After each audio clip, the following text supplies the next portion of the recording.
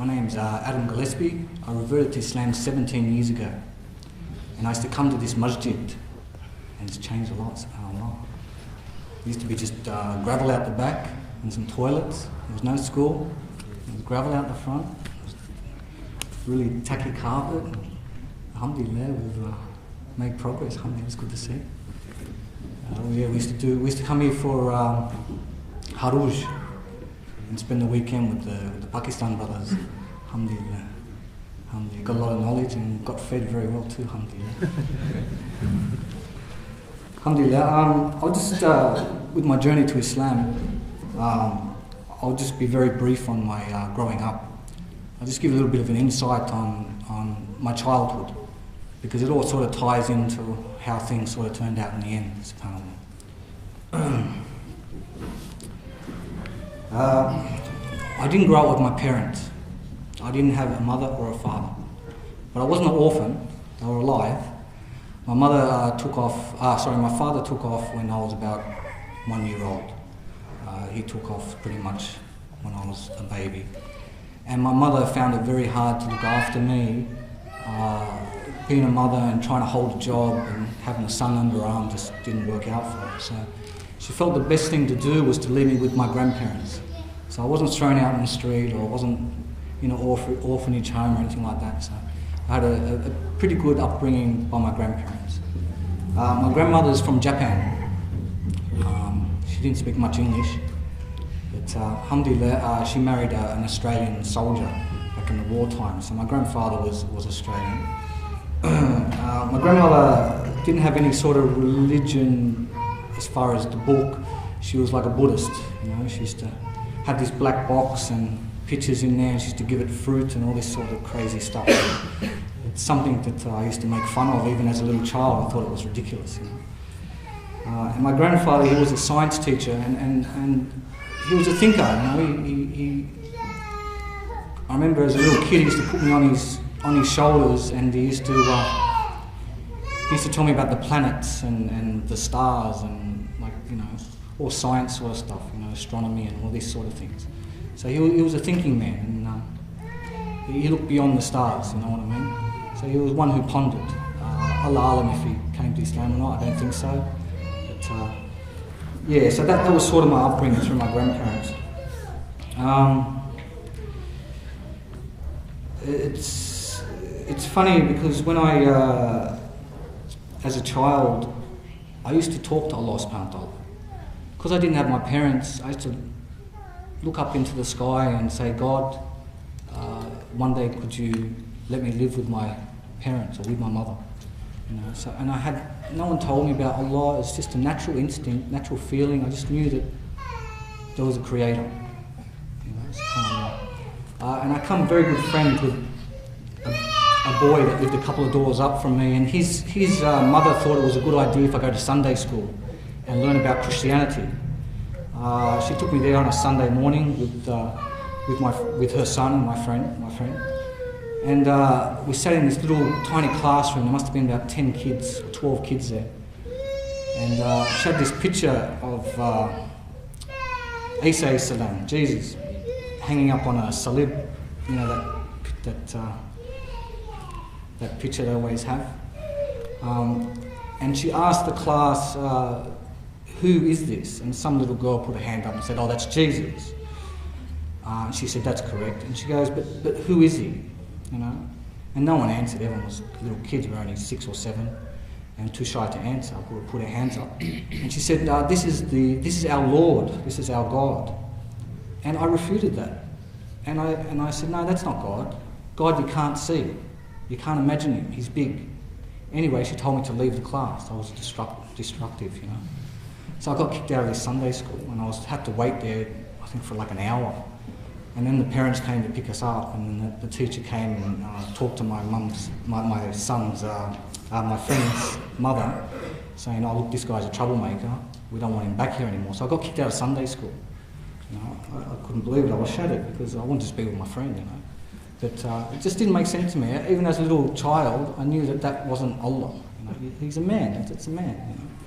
SubhanAllah, how Allah has put the instinct of worship in us all, you know. even as a young child, the children, they know. There's something greater. You know.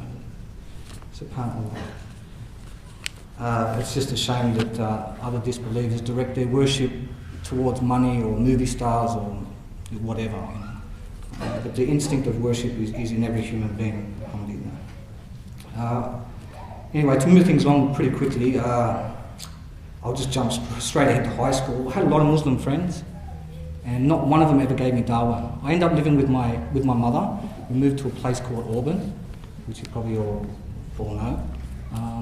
And I went to primary school, finished my primary school there at Auburn North, and I went to Granville Boys High School. And I met a lot of Muslim friends, you know, and they all told me they're Muslim.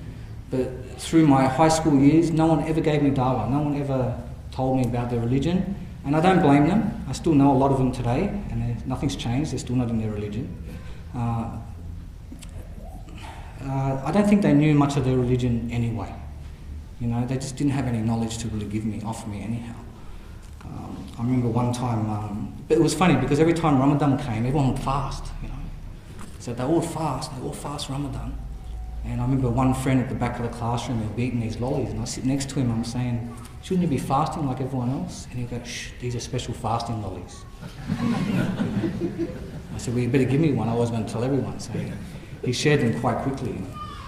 So I was sitting at the back of the classroom during Ramadan eating fasting lollies. And there was another incident that happened in high school also. I knew a Turkish brother. I went to primary school with him also, and we went to the same high school. And he was having a dispute in the playground with a Christian guy. And what they were refuting and discussing the perception of Jesus.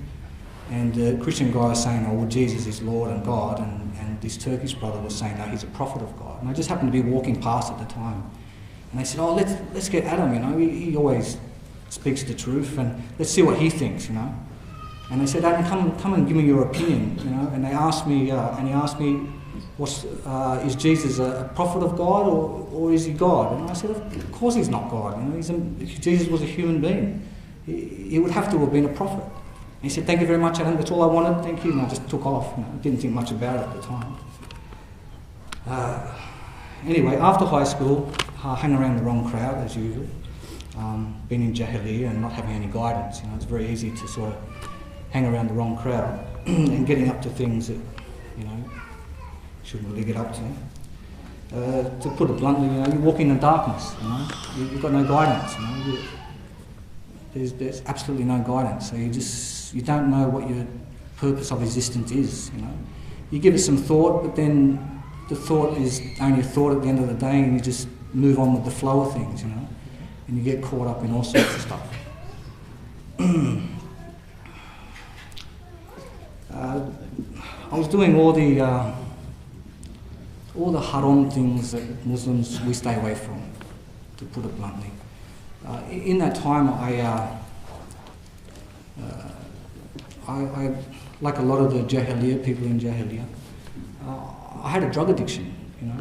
I got into some really serious drugs and some really serious sort of people, and I had a drug addiction for many years, and it got really serious. Like some friends around me were actually ODing and dying, you know. So death was around me, you know, and it's something that I wanted to change in my life, and I just didn't know how to do it, you know. I just maybe didn't have the will or the guidance or the help to pull me out of this rut, so to speak. And I come not to myself, or I come to death a couple of times myself, where I started really thinking deeply how life can be just taken away from you in an instant. I remember one time coming back from a friend's place very late at night. I think I was too young to have a license at the time, and it was very late, and all night we were abusing drugs. And I called a taxi to come home, and I fell asleep in the front seat of the cab. And just when I was driving, I had my life flashing in front of my eyes. I could see like my life flashing in front of my eyes, and it just made me wake up. When I woke up and looked next to me, the cab driver was also asleep.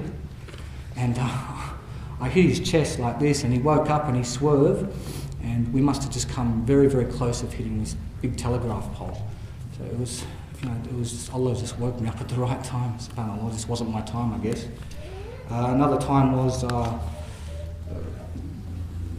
we used to go clubbing and things like this, and after there we used to go to Bondi. We used to walk through this golf course at the north of Bondi and walk around to the cliff, and there was this cave there, and we used to watch the sun come up. I don't know why we did that. It just seemed like a good idea at the time, I guess. And I remember one time I left something in the car, and me being the designated driver, I said I'll go back. And to get to this cave, you had to jump probably about 1.5 metre cliff face. And it was like 150 metres down to just rock and ocean. And I said, look, I'll go get whatever that needed in the car. And I just felt confident. I just thought I could jump it. I thought I'll just take a few steps back and I'll leap it rather than go the long way around. I'll just jump over. Anyway, as I jumped, I sort of slipped and I found myself going down this cliff. And SubhanAllah, still to this day when I think about it, it freaks me out. I grabbed onto this little piece of grass.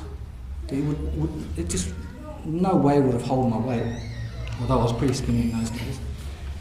But I grabbed this little piece of grass on the edge of this cliff.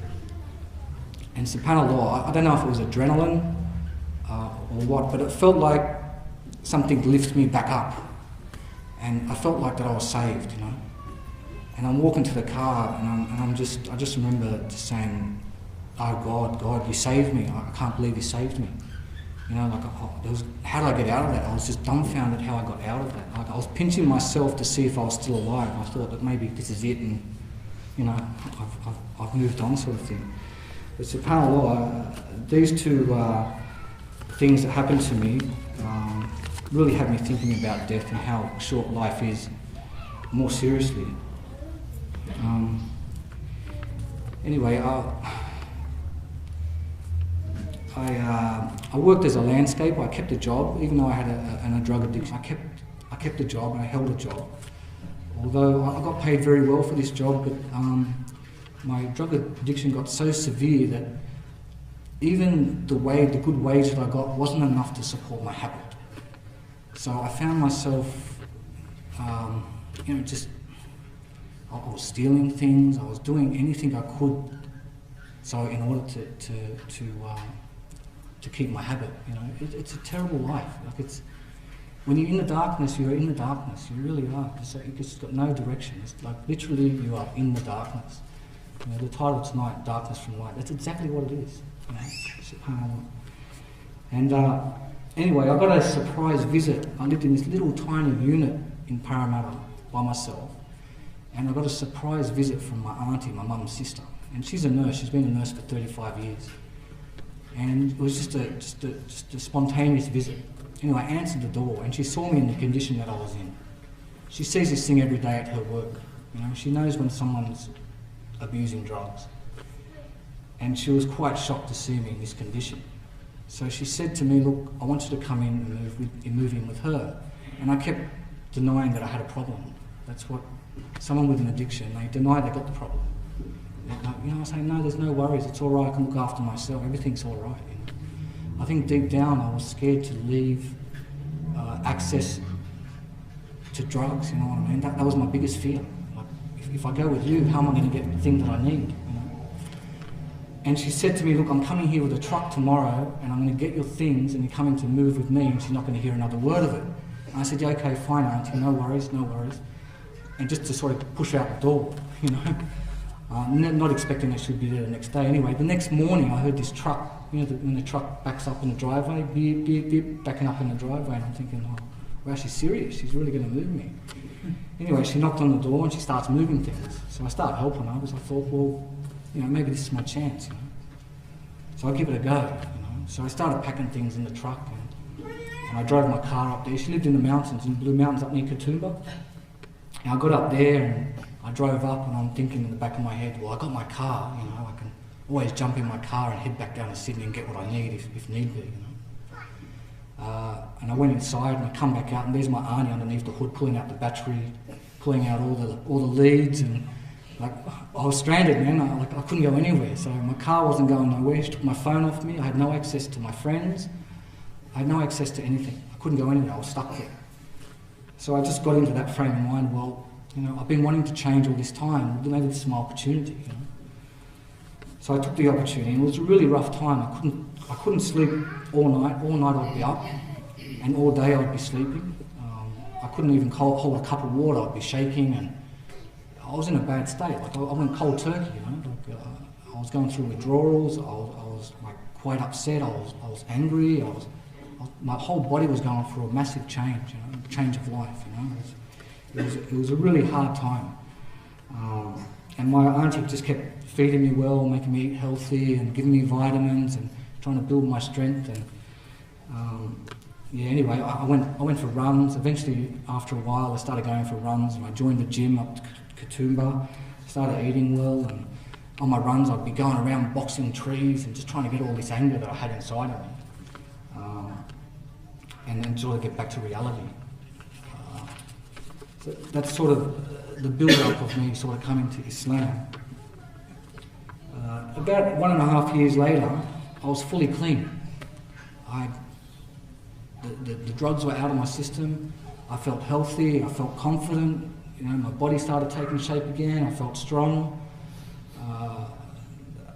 I felt great. I felt awesome. I felt like I haven't felt this way in such a long time. I was waking up early in the morning. I was full of energy. I was looking for work, and I haven't felt this way for a very long time. Anyway, when my auntie seen it, I was back on my feet, and I wasn't going back to the drugs. I had no intention, didn't even have any desire to go back there. My auntie decided to shout herself on a holiday to Fiji, her and my uncle, and rightly so, because I think they deserved it. I mean, I had to put up with my mood swings and all this sort of for the past year and a half. So they went on a holiday for Fiji for about a week. So I had the whole place to myself. And in that time, I had intentions to move back to Sydney and sort of find work and not hook up with the old friends that did the drugs and things, but hook up with some other friends that sort of were married and had sort of a clean sort of life, So I started going through my old boxes there and started organising my life. And I found in these boxes, because I was a landscaper, I was like a subcontractor, so I always kept a diary, had to keep a diary of things. And I'm looking, I'm going through these diaries through my life and just going back at what things I used to write in there. And in every diary, I had about 4 diaries, and in the back of every diary, I had a checklist. And the checklist had never been ticked off.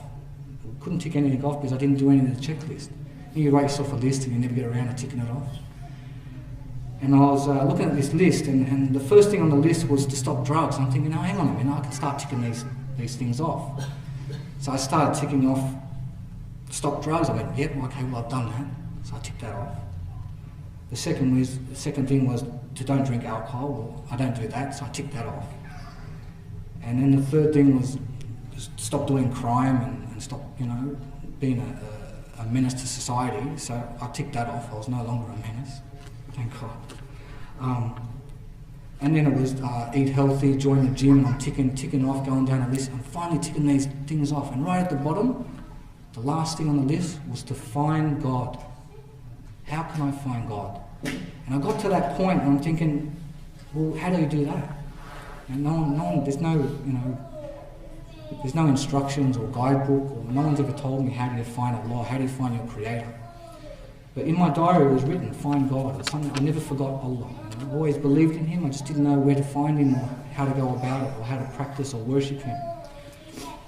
So I went outside, I'm in the mountains, and I don't know if you guys have been in the mountains or in the country, but because you're not in the city, the sky is so black, like it's so clear, and the stars are so close, it's like you could throw a rock and hit them, they're that close.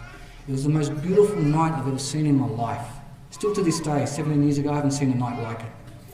And it was just beautiful. I remember just sitting there on a rock, thinking to myself, well, how do I find God? How do I find my Creator? And how do I worship Him? I'm thinking, I'm sitting there, and then I looked up and I saw that beautiful sky.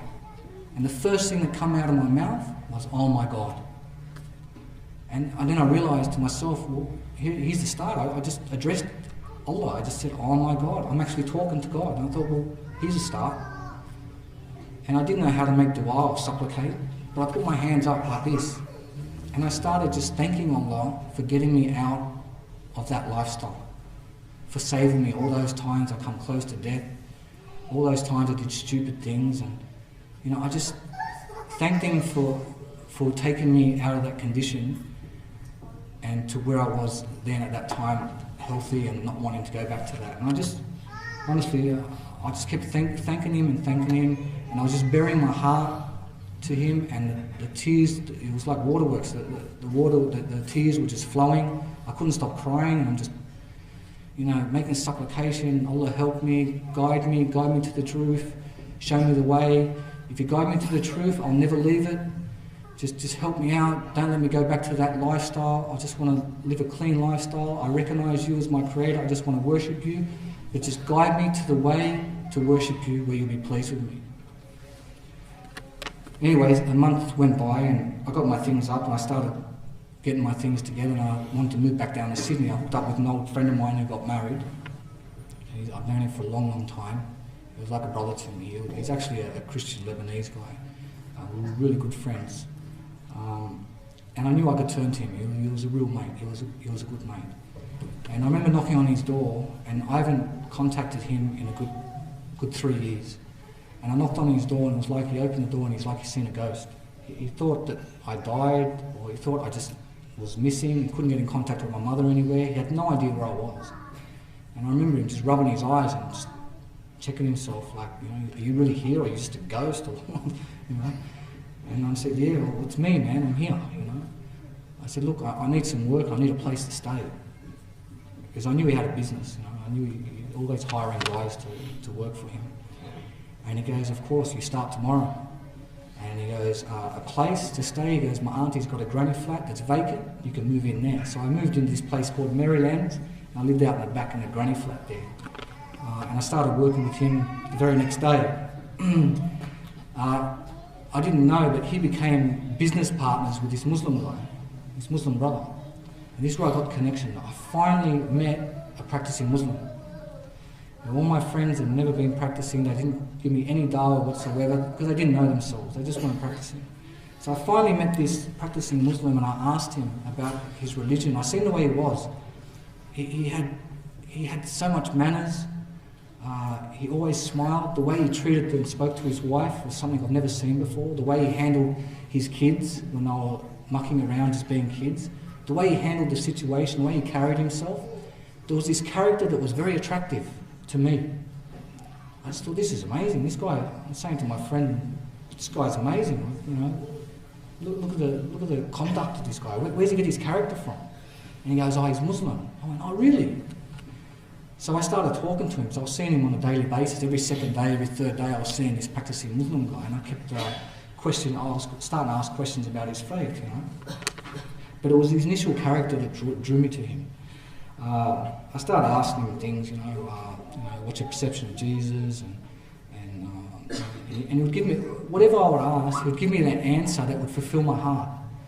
Whatever answer he had, it just made sense that, well, of course that's the answer. It's common sense. And it was very easy to digest, very easy to understand, very easy to digest. It wasn't difficult. It was very easy to accept. SubhanAllah, and I just kept asking this guy, and the way he spoke to me was, look, Adam, you're always welcome to ask questions. You know where I live. My door is always open to you no matter what time of the night. And he would invite me in his house, and he would spread the food, he would spread the drink, and he would sit me there, and his kids were very nice to me. His wife would sort of say hello, and then she would go into the back room and stuff, and that's fair enough. I didn't quite understand that aspect, but I learnt later on that it's a respectful thing. And just the way he spoke to me and fulfilled the questions that I had was just excellent. And I knew in my heart, Allah was telling me in my heart that Islam, this is true, And I'm saying to myself every time I go home, I say, I want to be like this man. I want his character. I want that sort of character to be for me. So I started asking him, where's he get this character from? And then he started talking about Muhammad sallallahu alaihi wasallam. And he's telling me about the Rasul, and I just fell in love with the Rasul. How could you not fall in love with this man? You know, he's telling me stories of this Rasul, he's a prophet of Allah, the last and final prophet of Allah. And it was just beautiful. Everything he said about the Rasul it just touched me, you know. And I knew right there it was the correct religion, but I wasn't prepared to take that step just yet. I wanted to do a bit of research.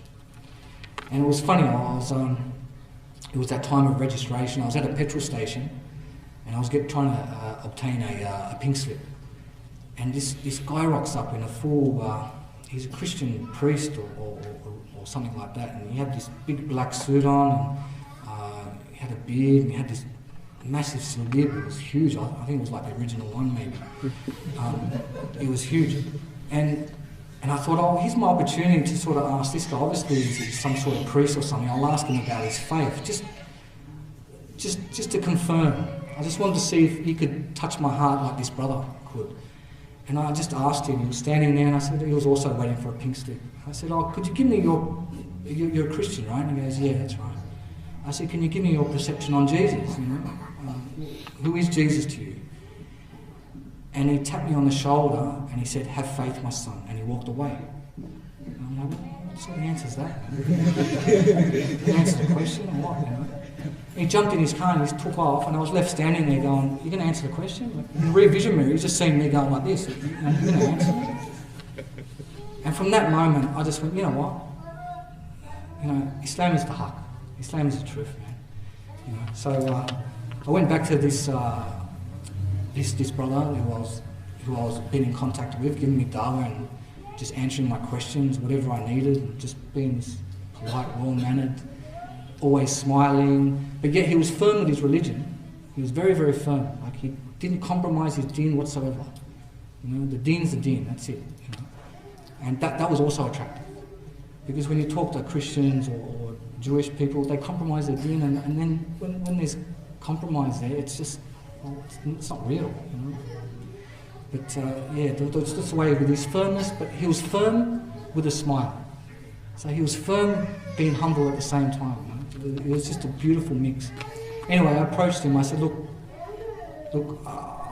I believe that your religion is is the religion of truth. What do I have to do to become a Muslim? And I said to him, I want to be like you. And he goes, no, you don't want to be like me. You want to be like the Rasul. I said, yeah, that's right. I want to be like him. Got it mixed up, you know. Like, yeah, all right, yeah, you're right. I want to be like him. But what are my steps? How do I become a Muslim? And he said, come to my house at this time. It was just before Isha. And he took me down to the Gallipoli Mosque at Auburn. And we prayed Isha there, and we lined up. And it was the first time I prayed, and I didn't know what to do. I must mention also, before this time, before I went to the mosque, I was praying at home. I was washing myself, because I was watching him pray, see, I was watching him washing himself, and he was going down and praying. I watched the moves that he was doing, and I used to go home and mimic them. Right? So I used to wash, and I was praying in the wrong direction and everything. But, you know, but Allah knows your intention, right? So anyway, I went to the Gallipoli Mosque and I prayed Isha for the first time, and it was beautiful. I couldn't believe it. I was a little bit, you know, I was just sort of like following everyone, and you know, I didn't know what to say or do. I was really confused. But after Isha, if you've ever been to Gallipoli Mosque, as soon as Isha prayer is finished, they turn off the light, shut the door, and they kick you out, right? I think it's still the same. Nothing's changed. And they took me out this little garage out the back. There was a house out the back, and there's a little garage there, and we all, like 15, 20 brothers, they all sat in there because someone's going to Ashada, right? So it brings a bit of a crowd. So we sat there, and the brother of knowledge just, you know, went through the proceedings, what were going to happen, and he says, don't freak out, we're not going to hold you hostage or anything like that. You know? And then I made the shahada, and the brothers, they all cuddled me and kissed me and embraced me. And a lot of the shabab that was there that night, I was very good friends with their older brothers and their older cousins. So they're like, I remember you at high school, you're my brother's good old friend. And I'm like, yeah, I know your brother. And I knew a lot of the shabab there. I didn't know them too much because they were a bit younger, but I know their brothers, their mum, their family, and all this sort of stuff. So yeah, and then I took the shahada, and from that day onwards I became Muslim, alhamdulillah. And from that day, it's you know, now when you make the shahada, you have the light, you have the guidance, you know. You've got the book of Allah, and you have the guidance, you've got your brothers to help you along the way, and anyway, that's my journey to Islam. And it was a rough journey, but I got there in the end, and that's what matters. You know, I'm just grateful to Allah still to this day that, you know, Allah didn't take my life in that jahiliyyah. Because when you're walking in darkness, Allah can take, if Allah was to take my life at that moment, I mean, you're destined hellfire. You know, I mean, you know, you're virtually walking in darkness, and at any moment you could fall in that pit of fire. You know, as soon as Allah takes your life, that's it, you're gone. But to be turned around 180 degrees and walking with light, with the opportunity, Allah's given you the opportunity to start walking towards Jannah and seeking paradise. SubhanAllah. Now that is something that you could never give enough thanks to. You know. So alhamdulillah, I hope you enjoyed my story. And that's my journey to Islam, alhamdulillah.